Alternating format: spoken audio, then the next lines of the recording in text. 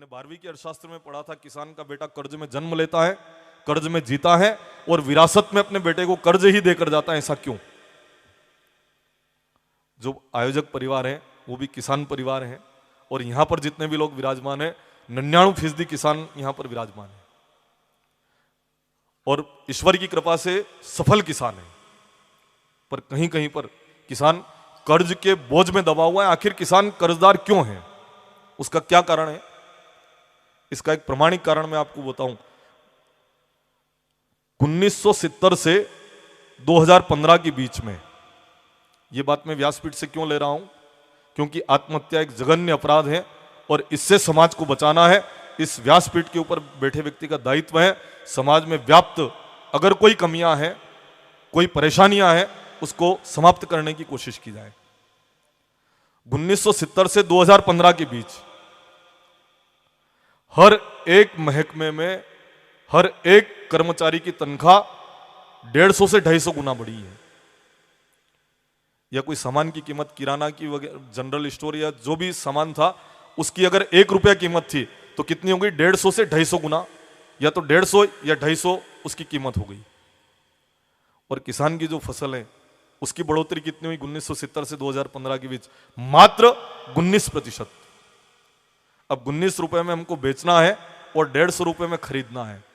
बताओ अर्थव्यवस्था ठीक कैसे हो सकती है?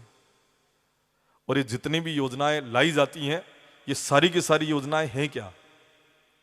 एक बार एक सेठ ने भेड़ को ठिठुरते हुए देखा ठंड के दिनों में, तो सेठ ने एक योजना बनाई कि जितने भी भेड़ हैं उन सबके लिए महंगे कंबल की व्यवस्था करवाई जाए। भेड़ों में खुशी छा गई।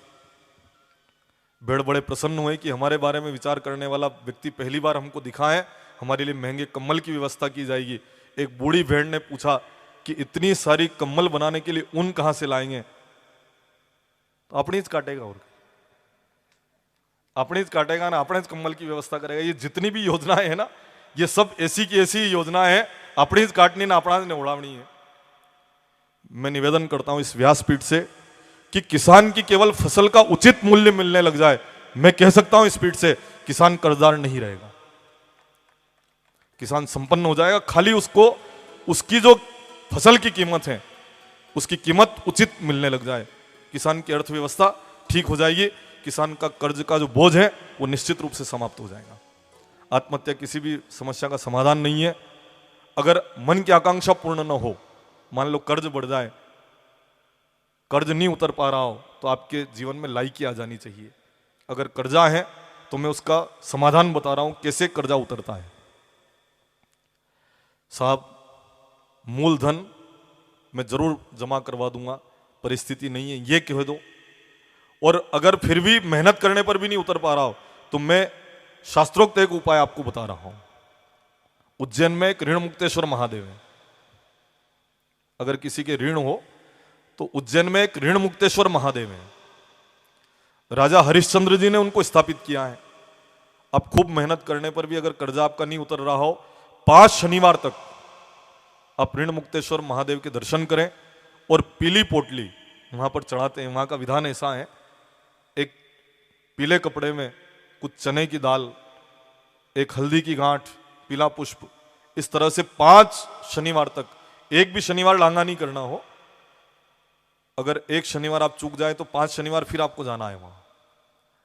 फिर वहां सामने एक वीरभद्र जी विराजमान है, उनके कानों में अपनी समस्या को सुनाना, पूरी की पूरी बात उनको अवगत करवाना। निश्चित रूप से कुछ समय में आप कर्ज मुक्त हो जाएंगे, आपको सफलता मिलेगी और भगवान महादेव ऋण मुक्तेश्वर की कृपा हो। ऋण मोचक मंगल स्तोत्र का पाठ करें। अगर कर्जा है तो ऋण मोचक मंगल स्तोत्र का पाठ करें। सांड को गुड़ और खोपरा आप खिलाएं मंगलवार के दिन, आप कर्ज मुक्त हो जाएंगे। भाई किसी भी तरह से आप प्रयास करें। और अगर आप कर्ज के कारण आत्महत्या कर लेते हैं ना, तो कभी कभी हम देखते हैं कि पेड़ के ऊपर जो पेड़ उगता है ना, हम कहते हैं कि वो जो ऊपर उगा हुआ है, जो पया मांगवा वारो है, ऊपर उगे हुए है, अगले जन्म में भी आपको कर्जा चुकाना पड़ेगा।